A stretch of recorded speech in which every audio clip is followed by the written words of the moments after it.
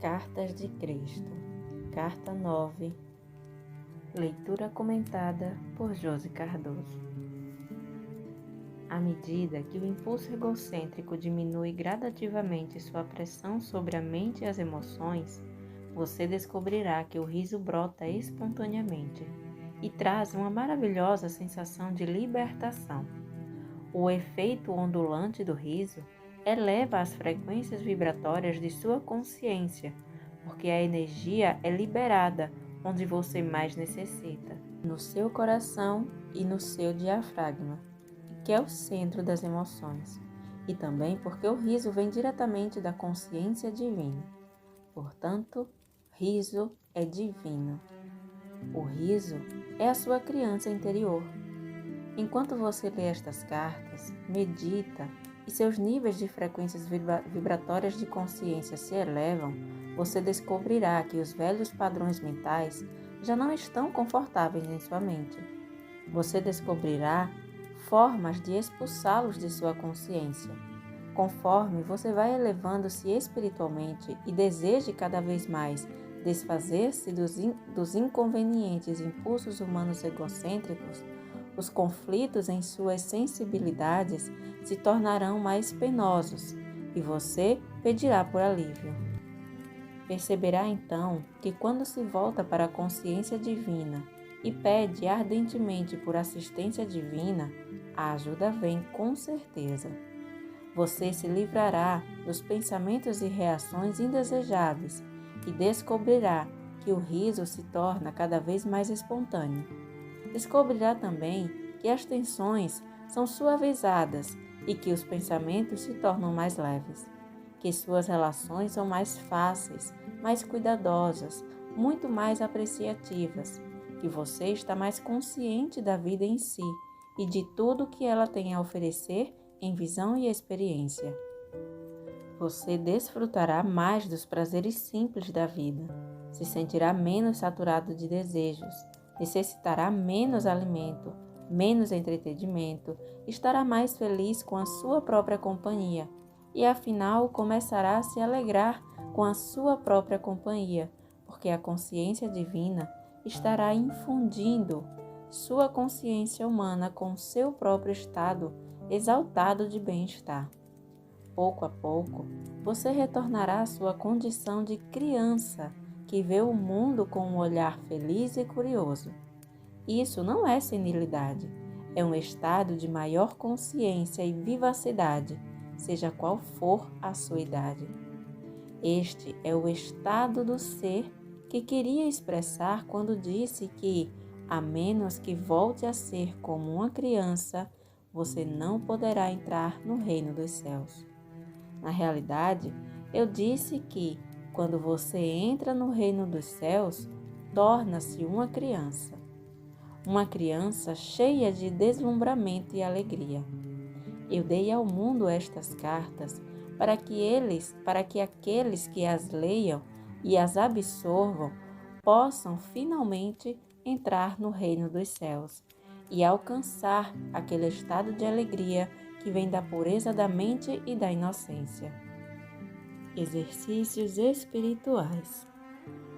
Se as pessoas disserem a você para fazer exercícios espirituais e imaginar certas condições, esteja certo de que, se você seguir tais instruções, apenas ficará enraizado à dimensão material do ego. A imaginação não tem nada a ver com o espírito.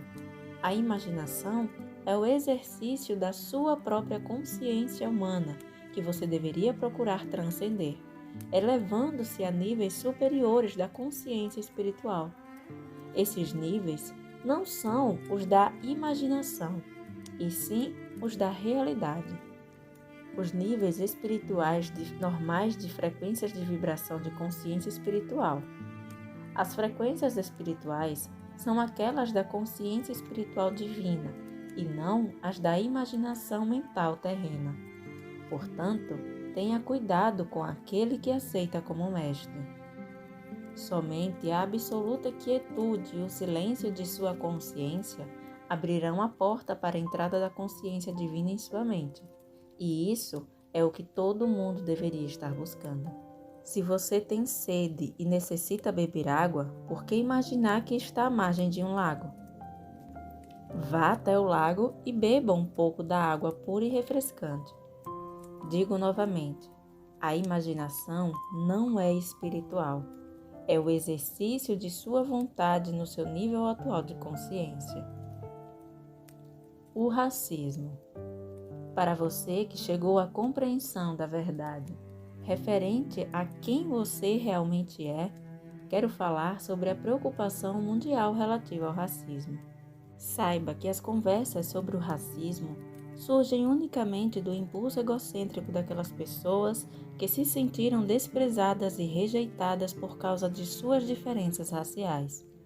Esses sentimentos estão tão profundamente enraizados no eu que não importa a maneira como as circunstâncias mudem e façam as vidas dessas pessoas progredirem, tornando-se inclusive personagens de grande importância no cenário mundial. Sempre permanecerá nelas um sentimento de inadequação e um ressentimento contra as pessoas que primeiro as fizeram sentirem-se inferiores. Devemos entender que tais ensinamentos de inferioridade não são exclusivos das raças negras. Esses sentimentos de extrema humildade são experimentados pela maioria das pessoas que estão sujeitas ao sistema de castas na Índia, as distinções de classes na cultura europeia e naqueles países onde as diferenças se tornam verdadeiras montanhas de separação entre uma pessoa e outra. Esses ensinamentos dolorosos e debilitantes de posição inferior são experimentados até mesmo pelas chamadas altas personagens, que nunca se sentem totalmente à vontade em suas posições de autoridade. Essa sensação de inadequação e falta de valor contamina a raça humana como um todo, não importando qual seja a posição, raça ou educação que o indivíduo possa ter. A sensação de falta de valor surge em grande parte da mais profunda compreensão da psique de que o comportamento egocêntrico é contrário aos elevados princípios da existência humana. Quando esse impulso natural e inato de falta de valor é reforçado pela proximidade com outras pessoas que aparentemente gozam de mais prestígio ou que têm mais sucesso, então esse sentimento natural de inadequação assume conotações atormentadoras. O único meio para superar os dolorosos sentimentos de rejeição étnica existentes mesmo em pessoas bem-sucedidas na vida é alcançar a clara compreensão de que, se não tivesse havido revoltas étnicas, deslocamentos, a chegada de forasteiros e estranhos com suas diversas línguas, culturas, processos educativos e a submissão aos seus estados e seus modos de vida naturais, as diferentes raças não ocupariam agora as posições de responsabilidade e de status mundial como algumas alcançaram no momento atual.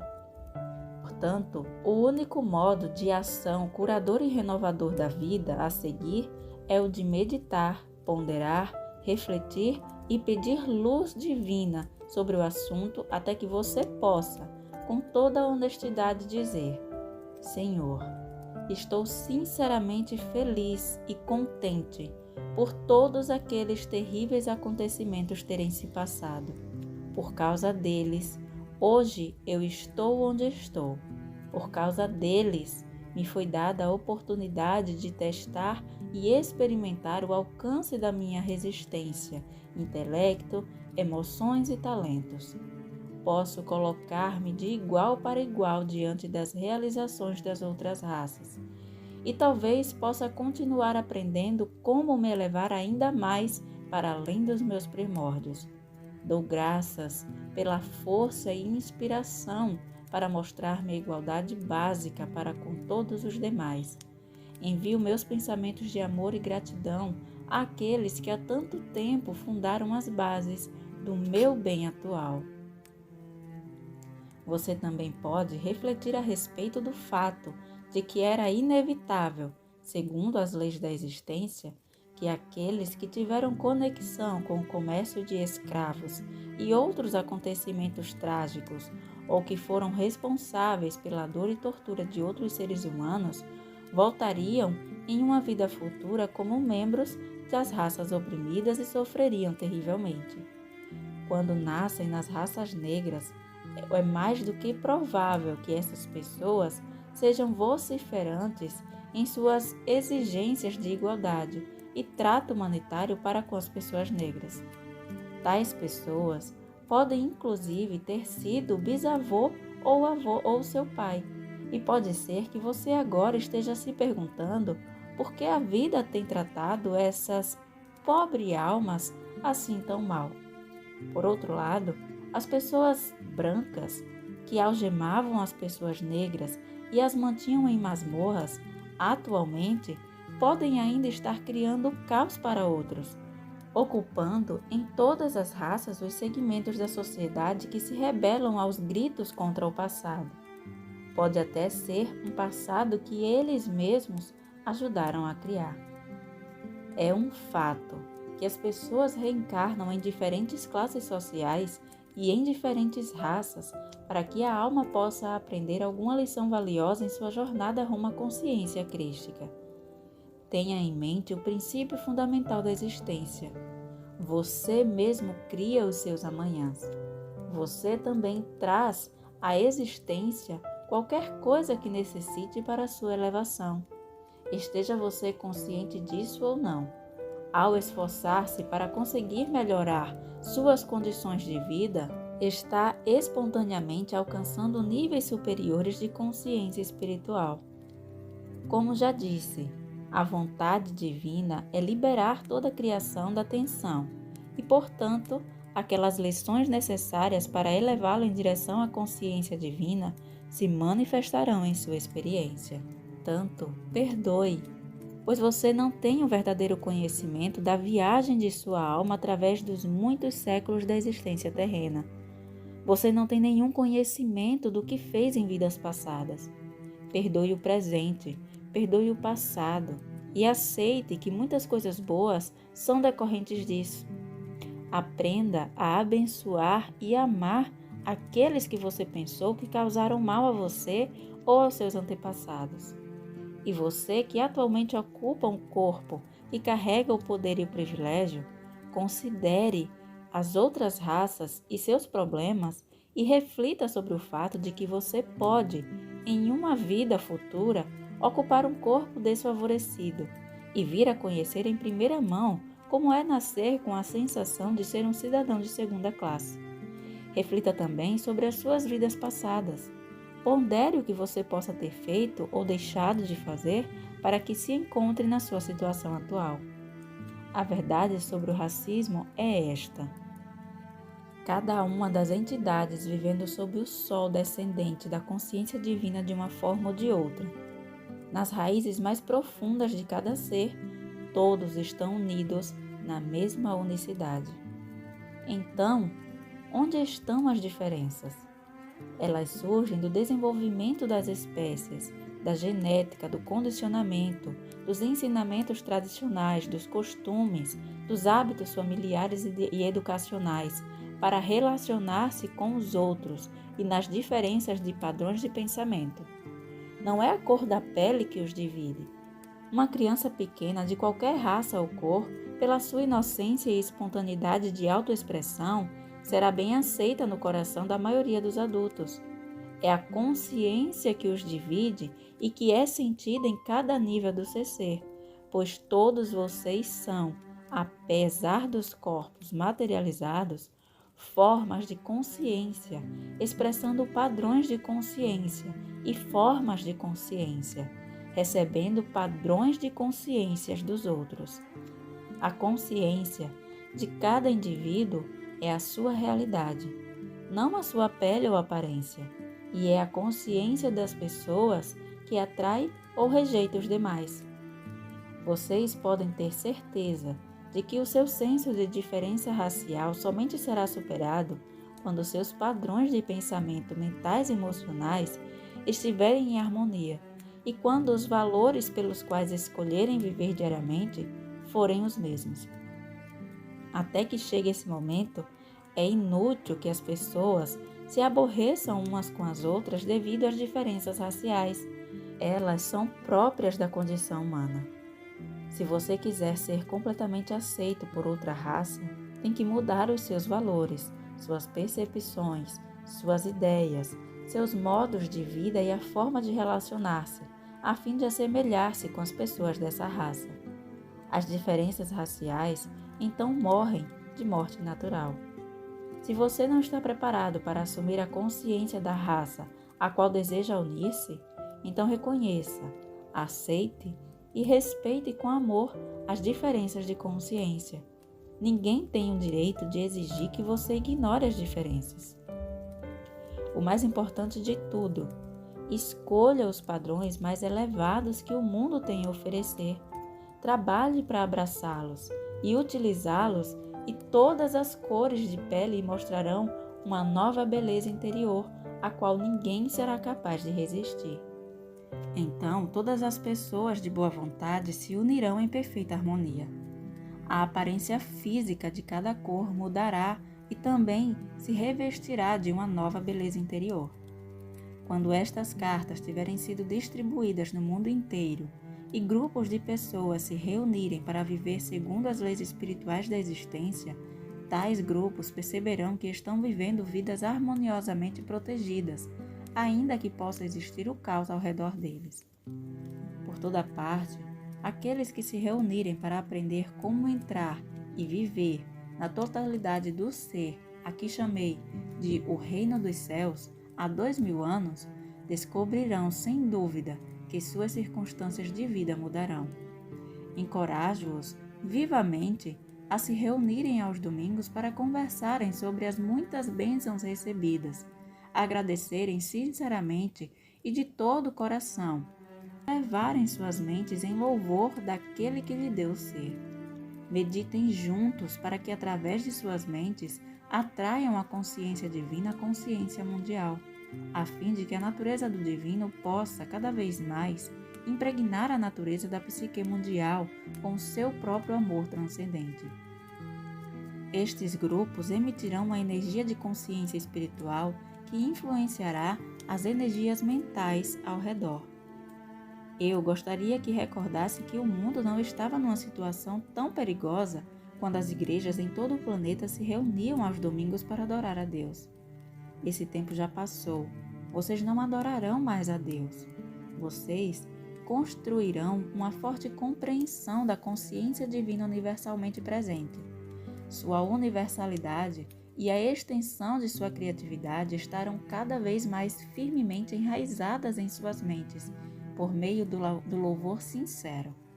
No silêncio e na quietude, vocês se dirigirão à consciência divina e amorosamente a convidarão para tomar posse de suas mentes e de seus corações.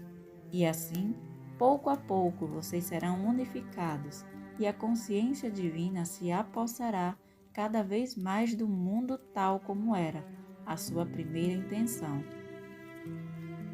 Reencarnação. Muitos perguntarão como é que no momento da concepção uma alma pode ser extraída da consciência divina e que o corpo em si pode ser usado em seu tempo de vida como veículo de autoexpressão pela alma que está pronta para reencarnar. Quando uma alma está pronta para entrar na Terra para o seu período seguinte de aprendizagem terrena, essa alma é atraída para os pais que possam oferecer as condições que permitirão a ela dar o próximo passo necessário para avançar na evolução espiritual. No momento da concepção, a antiga alma impregna a sua consciência pessoal com as vidas anteriores e o progresso espiritual passado, e ela se torna a alma do óvulo fertilizado. Algumas mães, quase que de imediato, se tornam conscientes de uma consciência estranha dentro delas. A nova consciência que a mãe concebeu em seu útero às vezes afeta profundamente a sua maneira de pensar, a sua gravidez e o seu estado de saúde. Uma vez nascido o bebê, a mãe sente que o seu estado normal foi restaurado. As mães sensíveis frequentemente experimentam um conhecimento da direção que tomará a vida do seu filho e supõem que esse conhecimento nasceu dos seus próprios desejos para o bebê. A reencarnação não é acidental ou desprovida de um plano consistente dirigindo sua ação. O propósito é sempre o de proporcionar à alma que realiza sua jornada muitas e diferentes experiências que ampliarão em conhecimentos terrenos a bagagem oculta da alma. Isso origina estimulantes e necessárias mudanças de cenários, de personalidades de família, de ambiente, de características adquiridas geneticamente. Porém, o tênue fio da jornada da alma sempre estará enterrado na mente subconsciente e sairá para influenciar a presente encarnação, ainda que a pessoa desconheça isso por completo. Portanto, é possível que as características, os pontos de vista fortemente enraizados ou as ambições apaixonadas venham perpetuando-se de uma encarnação a outra. Às vezes, as ambições são formadas em uma vida e se manifestam com êxito somente na próxima encarnação, em condições inteiramente diferentes. Em tais casos, antes do renascimento, uma alma deve esperar até que as condições mundiais favoreçam o sucesso de suas ambições ocultas. Se imaginarmos uma alma mergulhando em um tanque vermelho, saindo tingida de vermelho, entrando na vida como uma pessoa vermelha, com todas as características e tendências naturais da raça vermelha, educada desde a infância a viver uma vida vermelha, você compreenderá que essa alma deixa essa vida com muito vermelho em sua consciência. Em seguida, ela mergulhará em um tanque azul e emergirá azul, com todas as características do azul e o estilo de vida das pessoas azuis. Quando partir novamente deste mundo, terá acumulado facetas de consciência azul misturadas com vermelhas. Assim acontece vida após vida. A mesma alma crescendo através de suas diferentes experiências de cores, religiões, posição social, casamentos, sexos, países, política, até que finalmente desperta para tudo o que vem acontecendo e decide que está cansada das diversas combinações de cores e quer somente acender a direção à luz. Começa então o seu verdadeiro caminho espiritual, gradativamente, passando de uma vida para outra, se desfazendo do vermelho, azul, amarelo, verde, preto, marrom e púrpura acumuladas em suas vidas passadas, até que, por fim, liberada de todas as ilusões e falsos conceitos dessas vidas, a alma dá um passo para a luz e a reencarnação não é mais necessária. A alma está forte, cheia de recursos, criativa, mas sua individualidade está intacta e ela começa a ascender nos diferentes níveis de luz espiritual para além das frequências vibratórias do mundo. Como disse nesta carta, estou sempre com você, irradiando na consciência a verdade do ser. Quanto mais você ler estas cartas, mais estará consciente da minha presença e do meu amor. Através deste contato, meus amorosos propósitos para com você serão cumpridos. Somente você poderá romper o contato. Estou irradiando amor, não importa o que você sinta. Deixo para você o meu amor e o meu desejo de uma rápida jornada rumo à luz espiritual. Fim.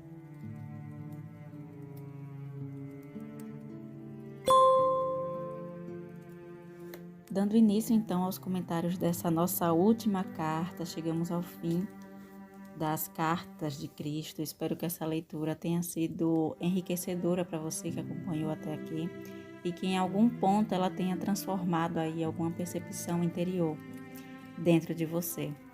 Mas a respeito desse trecho que a gente leu hoje, foram muitos pontos que ele destacou aqui, mas resumidamente, até eu trago um resumo global de todas as cartas que a gente leu, de todo esse processo espiritual que quem está nesse caminho está tentando, dia após dia, vencer, entre aspas, esse ego, transcender essa personalidade que é o que faz com que a gente crie e vivencie esses desafios, esses sofrimentos na nossa vida diária. E para mim, isso eu trago uma percepção pessoal aqui, eu acredito que todo esse processo de evolução espiritual se trata da cura da nossa criança interior. Porque à medida que a gente vai crescendo, e vocês já estão cansados de ouvir isso, à medida que a gente vai crescendo, a gente vai integrando em nosso personagem, integrando ao nosso ego, vários condicionamentos, várias crenças, vários pensamentos errôneos a respeito da vida, sobre a gente mesmo, enfim. E é essa construção, essa percepção a partir da nossa criança que a gente cria a nossa vida futuramente. Ou seja, hoje em dia a gente vê muitos adultos ainda sendo governados pela criança deles. Ou seja, emocionalmente, os adultos ainda estão infantilizados.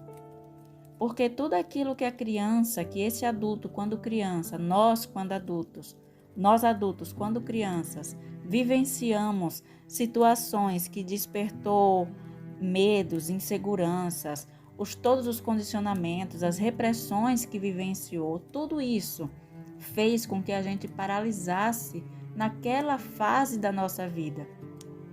Inclusive, existe um vídeo aqui no meu canal que eu falo sobre um contozinho, Eu leio um contozinho que fala a respeito da criança interior, a caverna da criança interior. Não lembro exatamente o nome, mas eu vou colocar aqui o link abaixo na descrição do vídeo. Mas é basicamente isso. A gente não evolui emocionalmente. A gente paralisa naqueles medos, naquelas inseguranças que a gente criou, que a gente percebeu na nossa infância. E a evolução espiritual é basicamente isso. É a gente se desvincular de toda essa percepção errônea que a nossa criança adquiriu. É curar todas as feridas de rejeição, de carência, de medo de não ser amada, de abandono, de humilhação. Todas essas feridas estão presentes em nós, nessa percepção da criança. E quanto mais a gente cura essas dores, essas memórias que trazem dor e que ainda estão governando a nossa vida, porque se não tivesse, a gente não ia olhar essa realidade e trazer para nós muitas ofensas que a gente acredita que é direcionada para nós, não é? Então, todo assunto, toda situação que a gente traz para o nosso pessoal e acredita que fulano está me fazendo mal, que cicrano me odeia, enfim, toda essa percepção vem de um lugar de uma criança ferida, de uma criança que só quer ser amada, sentir essa segurança que ela não sentiu. Então, toda a percepção errônea que a gente tem sobre a vida, errônea que eu digo, é simplesmente porque foi conduzida de uma forma onde registrou certos traumas, certo? Não estou dizendo que é errado, mas nesse sentido. Então, a evolução espiritual, como eu estava falando, vem dessa liberação dessas memórias. Porque se a gente observa o comportamento de uma criança, ela não tem o raciocínio de um adulto, obviamente, porque ela não tem o conhecimento intelectual para tal. Mas, em se tratar de viver a vida, uma criança, ela dá aula para um adulto. Porque a criança, ela simplesmente vive o presente, ela sabe apreciar os momentos, ela sabe vivenciar aquele momento com aquilo que ela tem, sem preocupação, sem transtorno, ela simplesmente consegue ver o belo em tudo o que existe. E quando Jesus diz aquilo, de que a gente precisa ser como criança para retornar ao reino dos céus, Basicamente isso, é justamente isso. É a gente desaprender, curar todas essas dores que essa criança trouxe para que a gente volte a ser uma criança pura, com o intelecto, obviamente, de um ser humano que aprendeu coisas de forma intelectual, mas é um ser humano que vê a vida de uma maneira bela e que ainda assim consegue ser a pessoa, ser o ser a individualização que ele veio ser aqui. porque é através da alegria, é através da espontaneidade que a gente consegue criar, consegue ser completamente quem a gente nasceu para ser. Então, de uma forma assim bem ampla, né? Todo esse processo que a gente leu aqui, todas essas informações que a gente leu durante as cartas de Cristo, desse livro, a gente pode perceber que foram muitas informações que a gente recebeu de forma errada.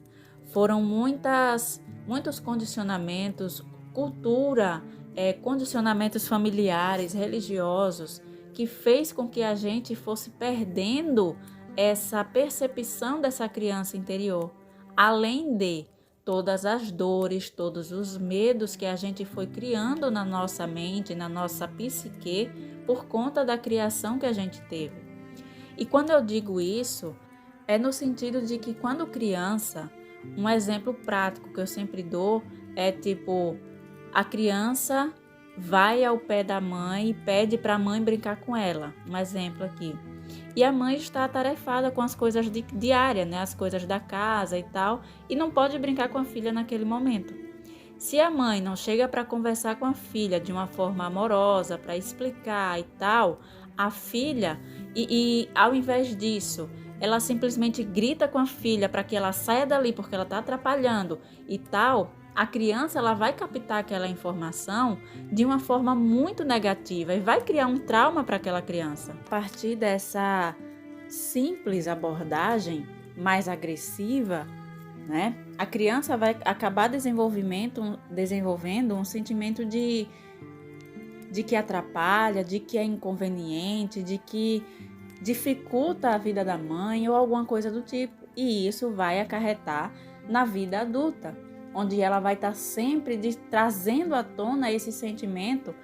Quando uma pessoa dá um não para ela, por exemplo, vai vir à tona esse sentimento por conta dessa ferida já que ela carrega.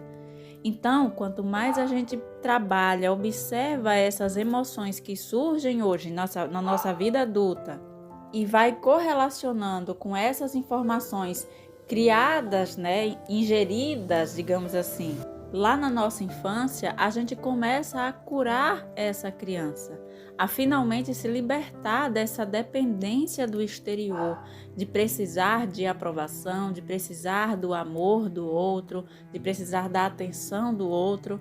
E finalmente a gente vai abrindo espaço para que finalmente essa consciência, essa inteireza, a leveza da nossa criança verdadeira, né, da nossa criança real, ela possa ser experimentada. E aí a gente entra no estado búdico, na consciência crística, que é a gente não estar mais sendo afetado pelo mundo. A gente vai estar no mundo, mas não vai ser mais do mundo, né? Óbvio que isso é um processo, é um caminho que a cada dia a gente vai descobrindo esses condicionamentos, essas feridas para se libertar, né? Mas então é isso, gente. Agradeço a presença de vocês aqui, de quem acompanhou as cartas, de quem prestou atenção nesse conteúdo. Eu tenho certeza que de alguma forma uma sementinha foi plantada aí, tá? Então, muito obrigada e até a próxima leitura.